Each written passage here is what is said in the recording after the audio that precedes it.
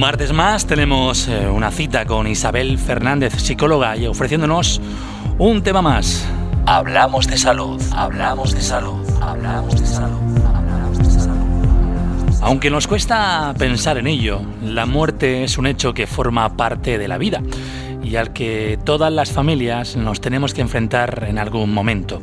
Los miedos y el temor que tenemos los adultos frente a este tema hacen que en ocasiones evitemos abordarlo con los más pequeños de la casa. Por eso hoy, desde el espacio de psicología, vamos a hablar sobre cómo debemos abordar el tema de la muerte y el duelo con nuestros niños para evitar la aparición de problemas psicológicos cuando pierden a un ser querido.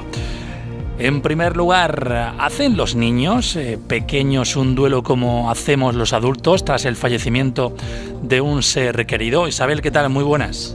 Muy buenos días, Lázaro. Pues, en primer lugar, es fundamental partir de que el duelo forma parte de la naturaleza humana y, por tanto, es un proceso de adaptación ante una pérdida por el que pasamos todos, independientemente de nuestra cultura y los niños incluidos.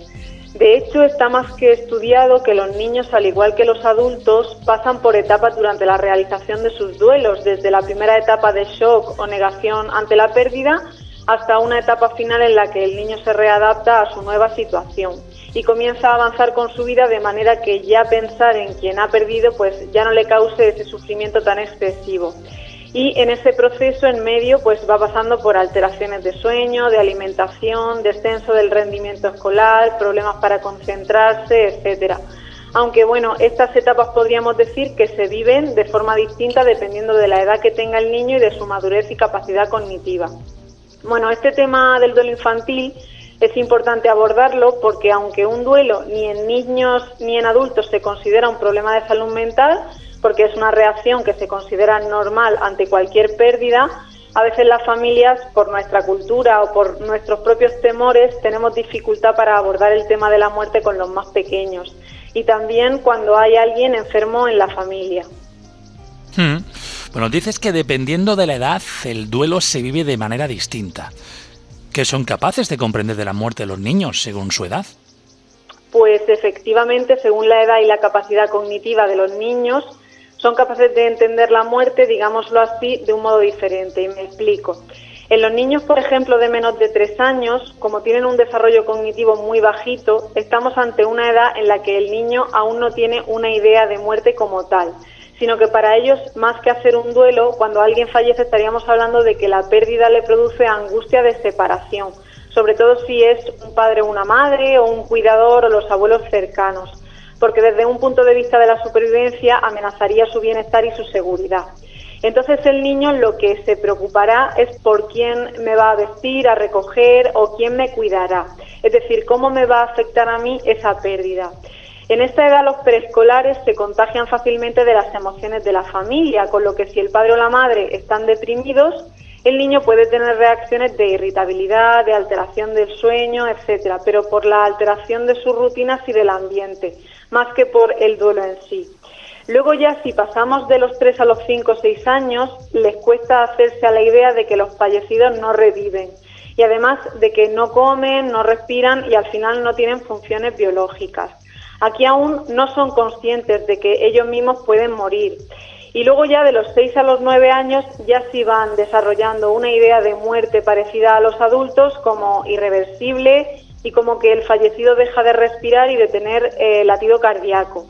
Pero tienen mucho pensamiento mágico y suelen atribuir esa muerte a algo, es decir, en estas edades pueden personificar la muerte como que viene la muerte como si fuera alguien a llevarse a alguien, o que es un monstruo, o que es alguien.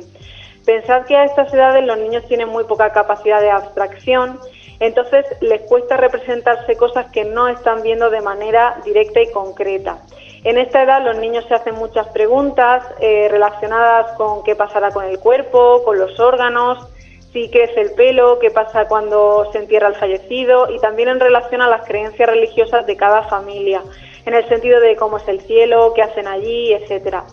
También ya de los 6 a los 10 años los niños son muy egocéntricos y pueden llegar a culparse a sí mismos, en el sentido de que, por ejemplo, pues piensen que su abuelo se ha muerto porque él se portó mal o deseó que se fuera. lo que he dicho antes de que suelen tener lo que se llama ese pensamiento mágico, de que lo que pienso puede llegar a suceder. Y no es hasta los 10 o los 11 años cuando los niños ya tienen la capacidad de entender que la muerte es inevitable, en el sentido de que todos moriremos y además es irreversible. Y aquí ya son conscientes de que tanto ellos como sus seres queridos pueden morir y además es algo que les produce mucha angustia y muchos miedos.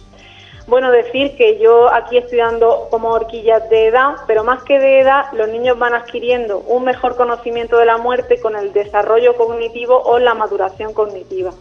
Eso quiere decir que encontraremos niños muy maduros a los 5 años que ya entiendan la muerte de manera muy madura y luego otros a los 9 que no. Pero bueno, lo importante que tenemos que tener en cuenta los adultos es que la muerte supone dolor también a los niños y según la edad se van a hacer preguntas y les van a ir surgiendo curiosidades. Por eso no podemos hacer como si para ellos no existiera y obviar la conversación, porque lo que podemos provocar es que, como os he dicho algunas veces, pues ellos se montan sus propias explicaciones y muchas veces son erróneas y eso les causa problemas psicológicos. Y bueno, también decir que no hace falta que los niños hayan tenido una muerte cercana de un familiar o un allegado para que se hagan estas preguntas. Y está bien que sepamos cómo responder porque se las van a hacer conforme avanzan en edad. Y también es importante validar y acompañar ante los duelos de las mascotas y de los animales, que parece que se toman como algo secundario, pero seguro que habrá oyentes que me estén escuchando y hayan vivido duelos mucho peores al morir un animal de compañía que quizás con un familiar más lejano. Así es.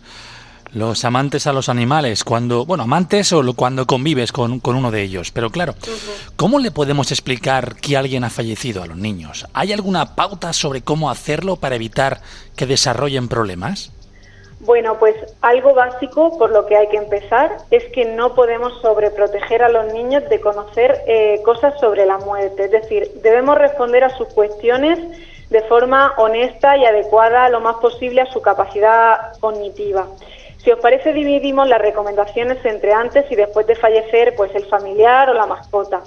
En lo que se recomienda antes, si por ejemplo el niño tiene un familiar muriendo en el hospital, debemos evitar esto que se hace de apartar a los menores de la situación. Es decir, tenemos que tener en cuenta y saber que por evitar que los niños visiten al hospital no les vamos a ahorrar sufrimiento, sino más bien al contrario. Los niños no son tontos y saben que su familiar puede estar malito y puede estar muriendo. Y si no favorecemos que tomen parte de esa situación, lo que vamos a hacer es que el niño se encierre en sí mismo y no exprese lo que siente. Pero no lo vamos a evitar porque el duelo es inevitable y es bueno y es natural que se haga. Así que podríamos ayudar pues haciendo que el niño se implique, por ejemplo, en los cuidados. Por ejemplo, pues encargándole que traiga algo de comer al enfermo o cualquier cosa que sea acorde con la edad. También es importante que los niños puedan despedirse si lo desean, sobre todo si el enfermo permanece consciente y pueden llegar a hablar. Además, en estas situaciones es bueno que el niño comience a hacer ciertos rituales de despedida, como por ejemplo pues llevarle un dibujo para decorar la habitación, hacerle un regalo, ya que estas cosas les ayudan a hacerse a la idea de lo que está ocurriendo. Mirad, una de las cosas que más recuerdan los adolescentes cuando van a consulta es si de pequeños les falleció alguien muy importante para ellos y les negaron que fueran al tanatorio o que se pudieran despedir. Además, si tenemos información médica de que esa persona pues puede fallecer en los próximos días, es bueno que se lo expliquemos al niño de la manera lo más sencilla posible, ya que los niños necesitan anticipar y eso les va a ayudar a prepararse. Y después del fallecimiento, ¿lo hacemos bien en decir que la persona fallecida está en el cielo o en traer con nosotros a los niños al tanatorio? ¿Cómo podemos gestionar esto? Pues con lo del cielo hay controversia. El problema que tiene el tema del cielo, como he dicho antes, es que los niños menores de 11-12 años aún no tienen la capacidad de representarse cosas de manera tan abstracta, cosas que no están viendo. Entonces, si yo no veo el cielo de manera concreta, me cuesta entenderlo. Y si le decimos que su familiar ha ido al cielo o está entre nosotros, lo que va a pasar es que algunos niños literalmente piensan que está en el cielo azul y lo miren hacia arriba y lo busquen. Y esto les puede causar miedo porque es como que el familiar lo está mirando. Y con lo de que se ha ido a un lugar mejor, yo lo desaconsejo totalmente, esto sí, porque ellos lo pueden interpretar como que, claro, Si mi familiar está en un lugar mejor, es que me ha abandonado para irse porque está mejor sin mí. Y esto me genera culpabilidad. Entonces es mejor hablar de la muerte de manera honesta, explorando primero qué saben ellos, qué idea tienen de la muerte y a partir de ahí ir aclarando dudas y ir aclarando esas creencias erróneas que puedan tener y respondiéndoles poco a poco a todas las preguntas que el niño nos puede ir haciendo. Es mejor dar información de que todos vamos a morir porque la vida es así e ir poniendo pequeños ejemplos sencillos, por ejemplo con animales, con plantas o con amigos que ya hayan tenido algún duelo, explicando cómo el ciclo de la vida, que es así. También es bueno responder a las dudas sobre lo que le pasa al cuerpo, a los órganos y esto que hemos dicho. Y luego aquí es bueno validar que cuando alguien que queremos muere, pues es normal sentir pena, rabia, llorar.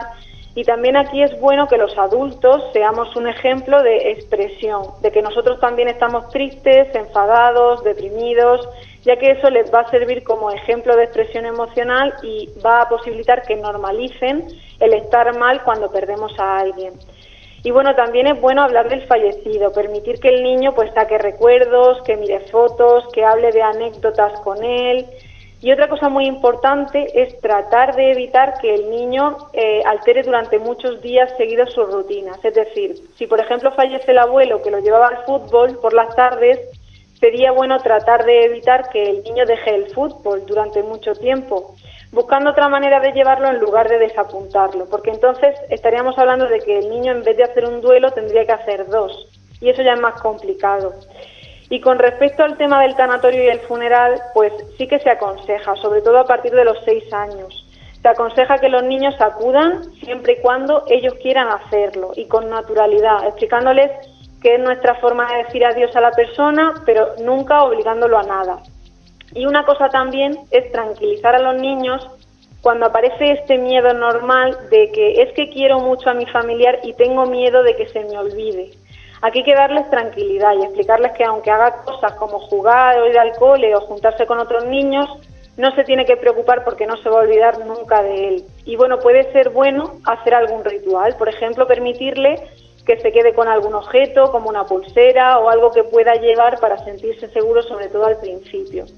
Y bueno, pensad que el duelo es transitorio, es un proceso normal, aunque el tiempo de duelo también hay que decir que, al igual que los adultos, puede variar de unos niños a otros. Bueno, hoy hemos querido poner sobre la mesa hablar del duelo infantil. Tengo la sensación, Isabel, que bueno, el duelo infantil, como con el sexo, los temas más tabú, que cuesta más trabajo hablar con los niños. Sí, de hecho el duelo es un tema tabú y la sexualidad es otro tema tabú, pero ambos hay que sacarlos, por lo que he dicho de que los niños cuando no saben una cosa se montan sus propias películas y eso es muy peligroso, con lo cual si alguien tiene dudas lo mejor que puede hacer es informarse, pero no evitar el tema porque a los adultos nos resulte incómodo. O sea, tirar la piedra como muchas veces o se ha intentado hacer siempre, poner sobre la mesa la cigüeña, alguna historia de estas, hay que tener mucho cuidado, ¿no? Efectivamente, la cigüeña, hablaremos otro día de la cigüeña. Curioso. Bueno, de este tema o de otro, si quisiéramos aportarlo contigo, ¿cómo podemos localizarte? Bueno, pues como ya sabéis, me encuentro en la consulta de psicología de Policlínica Cejín y cualquier tema o consulta a través de las redes sociales de Isabel Psicología podéis preguntarme lo que queráis. Muy bien. Pues Isabel Fernández, psicóloga, que como siempre cada martes tiene una cita con nosotros aquí en Más FM, gracias y hasta la próxima semana. Hasta el martes que viene.